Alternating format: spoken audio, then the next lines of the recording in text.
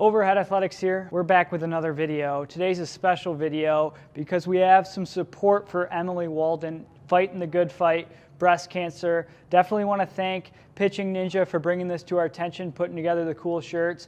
Happy to support a good cause, as well as some good content on the Pitching Ninja page.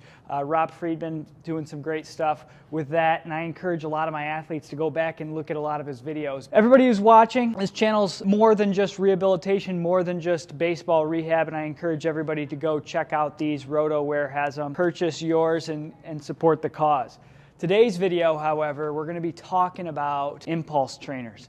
Using the impulse trainer for our throwing athletes for training the rotator cuff. Now, the cool thing about the impulse trainer is it works based on an inertial system as compared to our elastic band exercises, as compared to our weights where we have really strong force or a lot of force at certain points. Like when we use the band, it's really progressive overload, so right at the end it's really hard. What we have here with the impulse trainer is something that's going to challenge us eccentrically and concentrically at certain points. We can adjust our height here. We'll start with 5 pounds on the trainer. The lighter you go, the faster it goes, and that does not necessarily mean it's easier, because a lot of times it's actually more difficult. So for training the rotator cuff, we're going to train short range isotonics and somebody that's got some pain, and we just kind of right here, maybe they have a painful arc and internal rotation, but I can train them right here in this very short range of motion. I can get them into positions that are specific to the throw, and this is one of our favorite tools because of that. But I can also start to train a little bit bigger motion, and as the athlete gets a feel for the device, I can knock them down a notch. And this is a piece of equipment that's fairly expensive, but I don't see it used at any of the top sports medicine places out there. And I can likewise train some eccentric capacity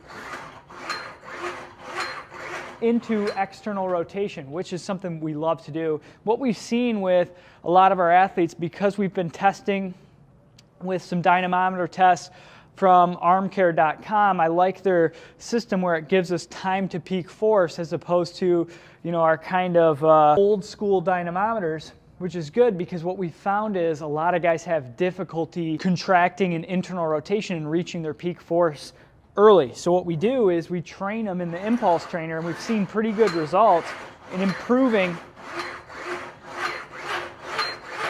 not only the amount of force they can produce into internal rotation, but more importantly, how quickly they can apply that force, which is often the limiting factor when you're looking at high intensity sport performance. So we can do that, and I also like that we can start to train supraspinatus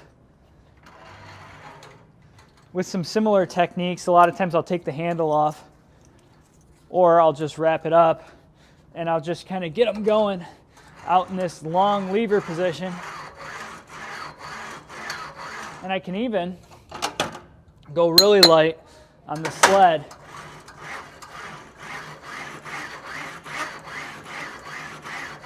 and work on those decelerating muscles in the position that they're going to be in during the throw. So the impulse trainer is something we love to use at the OAI, and we find that we use it more and more with athletes as we've begun testing more of their rate of force development into internal rotation and external rotation.